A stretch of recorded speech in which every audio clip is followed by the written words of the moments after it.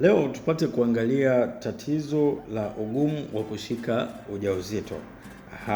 Baadhi ya wanandoa, wanafamilia huwa wanapitia wakati mgumu sana ambapo kunakuwa na shida ya kushika ujauzito wakati ambao wanandoa hawa hawako na tatizo linalohusiana na uzazi kwa maana ya ugumba au historia ya utasa. Unakuta labda mwanamke amewahi kupima na akakutikana hana tatizo lolote linalohusiana na afya yake ya uzazi, na mwanaume labda katika historia yake ana kumbukumbu kwamba alishawahi kusababisha ujauzito sehemu. Kwa hivyo hii huwa inaleta mkanganyiko sana, na hasa mwanamke ndio huwa anabeba lawama kubwa ya kunyoshewa kidole kuhusiana na tatizo hili la kuto kushika ujauzito kwa wakati, na pengine watu huwa wanahesabu kwamba yeye ndio mwenye matatizo.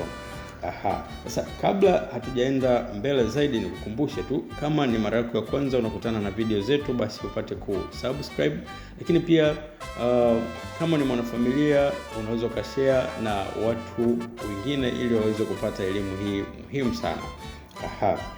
Turudi katika mada yetu. Tatizo hili la kutokushika ujauzito kwa wakati lina visababishi vyake, na hasa pale ambapo mwanamke anakuwa hana tatizo linalohusiana na uzazi. Shida mara nyingi huwa ni upande wa mwanaume.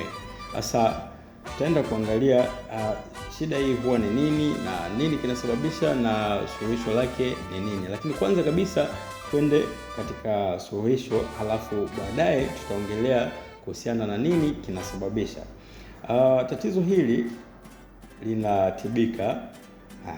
Linatibika vizuri kabisa na kwa dawa za hospitali, na dawa zake zinapatikana kwa gharama ya kawaida kabisa ambayo kila mtu anaweza aka-afford kuinunua.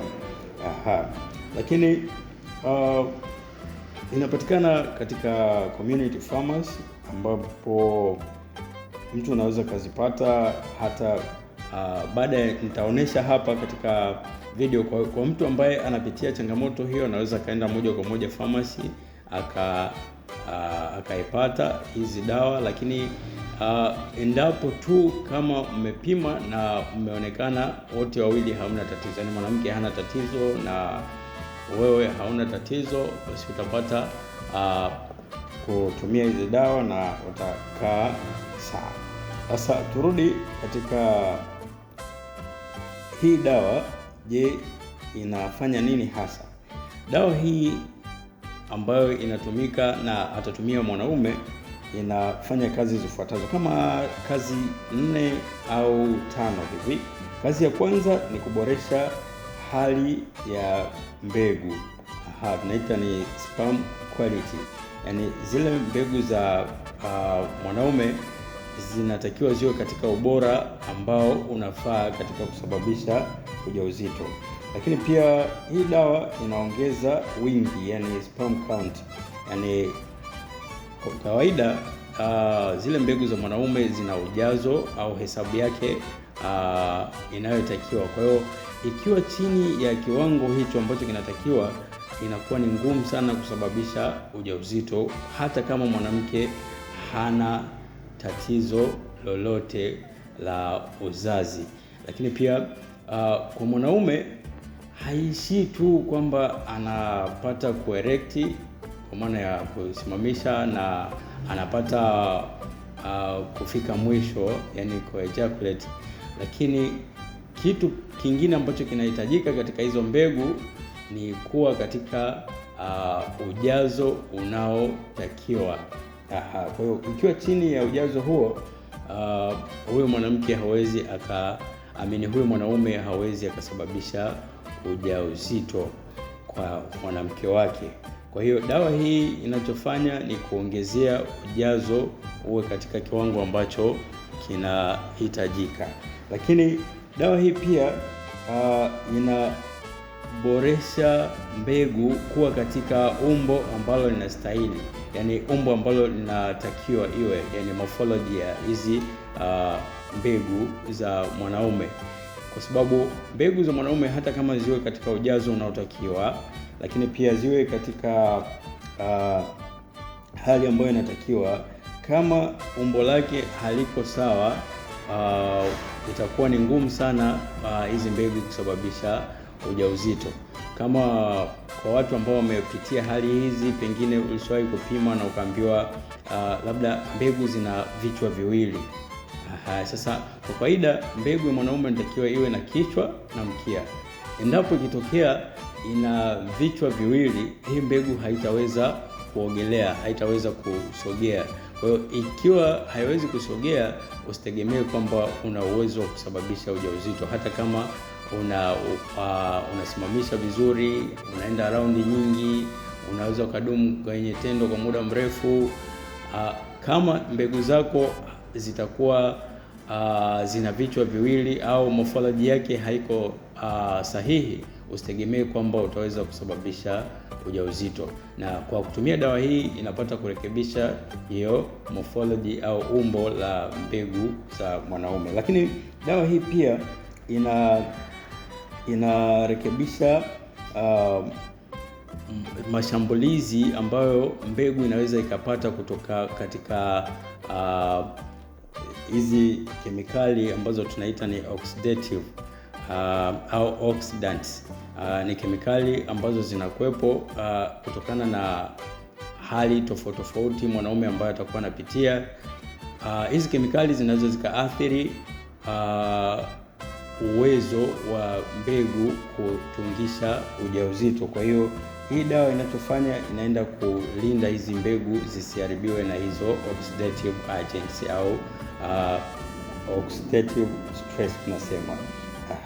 Lakini pia hii dawa inarahisisha huyu mwanaume kuwa na yale majimaji katika mbegu, kuwa na zile majimaji ambazo zitasaidia mbegu ziweze kuogelea kwa ufasaha. Yani pamoja na kwamba mbegu labda zinatoka nyingi, lakini pia pamoja na kwamba mbegu zina mikia na kiwango ambacho kinatakiwa, zina umbo sahihi, yani ile morphology yake, lakini bado pia hizi mbegu zinahitaji majimaji maalum au semen ili ziweze kuogelea inavyotakiwa. Sasa haya majimaji yakiwa hafifu, kuna uwezekano mkubwa hizi mbegu zikashindwa pia kuogelea inavyotakiwa, na hivyo kushindwa kusababisha ujauzito. Sasa hii ni kazi ya hiyo dawa atakayotumia huyu mwanaume ambaye mwanamke wake ana shida ya kupata ujauzito. Na amepima, lakini imeonekana hana tatizo linalohusiana na uzazi. Sasa unaweza kujiuliza, tumepiga story hizi zote, dawa yenyewe ni ipi au hiyo dawa inafananeje? Sasa dawa yenyewe inaitwa Adzoa. Adzoa hii ni dawa ambayo ni extract. Lakini dawa hii iko katika mfumo wa vidonge. Baadhi ya maeneo kwa hapa kwetu Tanzania iko katika mfumo wa vidonge tablets, lakini kwa baadhi ya maeneo mengine iko katika mfumo wa capsules. Nikisema capsules inakuwa ni kama lugha ambayo imezoeleka sana, watu huwa wanaita rangi mbili, lakini sio lugha ya kitaalamu, ni capsules. Sasa tumeona hii dawa inafanana hivi kama unavyoona hapo, na imesajiliwa vizuri kabisa na inatumika kwa hapa kwetu na inapatikana maeneo mengi kabisa. Lakini hebu tupate kuongelea nini kinasababisha hali ya namna hii. Watu wengi huwa hawajui mwanaume anaweza akashindwa kusababisha ujauzito hata kama mwanzo alikuwa na uwezo wa kusababisha ujauzito. Yaani kwa mwanaume anaweza akawa leo ana uwezo wa kusababisha ujauzito, lakini kesho akawa hana. alafu siku zinazofuata tena akawa anaweza kusababisha ujauzito. Yaani kwa mwanaume mabadiliko ya namna mbegu zinaweza zikaleta ujauzito au zinaweza zikatungisha ujauzito ni mabadiliko ya kila siku kufuatana na mambo kadhaa: mtindo wa maisha, lakini pia hali ya kiafya, kama mtu ana magonjwa mengine labda, lakini pia shughuli anazozifanya na mambo mengine kadha wa kadha. Sasa adui mkubwa ambaye anasababisha mwanaume kushindwa kutungisha ujauzito, kwa hapa nitataja maadui watatu. Hawa watatu ndio maadui wakubwa kabisa, japo ziko sababu zingine ndogo ndogo ambazo zinaweza zikapelekea mwanaume kuwa na kushindwa kutungisha ujauzito. Sababu ya kwanza kabisa huwa ni kuto kupata kupumzika, kwa maana ya kulala usingizi wa kutosha. Kwa mwanaume inatakiwa kitaalamu ulale angalau sio chini ya masaa 8 kwa kila siku, na kama ikishindikana kabisa basi angalau masaa 6, lakini katika masaa 6 hayo haishauriwi ubugudhiwe. Yaani ukilala umelala fofofo kabisa hayo masaa 6 bila kubugudhiwa, yani kuamshwa.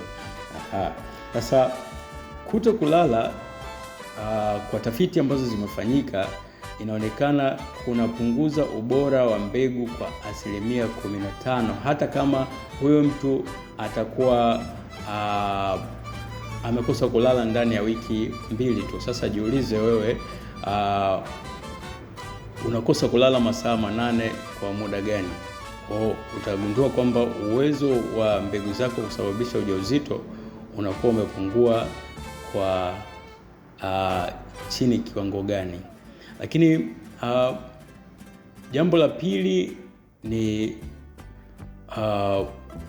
matumizi ya vyakula na madawa. Baadhi ya matumizi ya vyakula na dawa na baadhi ya vinywaji vinapelekea kuharibu kabisa au kupunguza ubora wa mbegu, na mbegu kuwa na umbo la tofauti, lakini pia kuwa kiasi kidogo, yani ujazo wake kuwa mdogo, ambapo kama tulivyoona kule juu, ujazo ukiwa mdogo sio rahisi kusababisha ujauzito.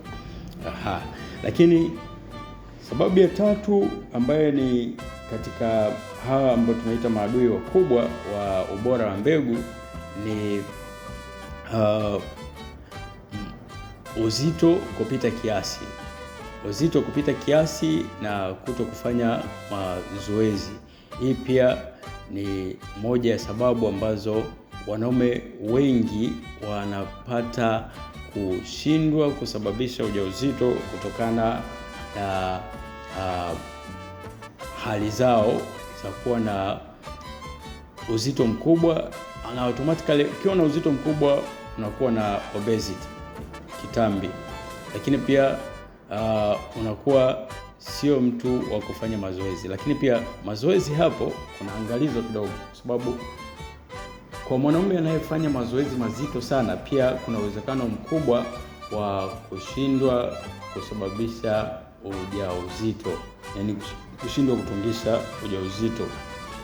Kwa hiyo mazoezi tunayoongelea kwa ni mazoezi kiasi, ni mazoezi ya kawaida kiasi, sio mazoezi mazito, labda unanyanyua machuma huko, machuma mazito, hakuna mfano. Hiyo pia inaweza kapelekea wewe kushindwa kutungisha ujauzito. Lakini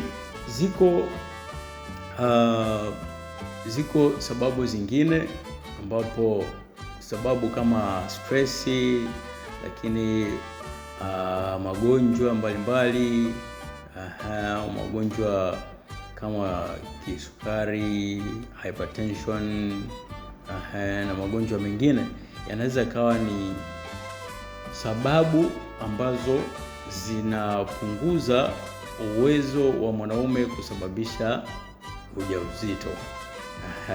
Lakini pia kuna hali za tofauti ambazo hizi huwa tunasema ni za kuswitch, yani wakati huu unakuwa vizuri, wakati mwingine unakuwa sio. Kwa mfano ukiwa labda ni mtu wa kusafiri sana, pia inaweza ikaathiri kwa kiwango fulani. Lakini pia kwa baadhi ya wanaume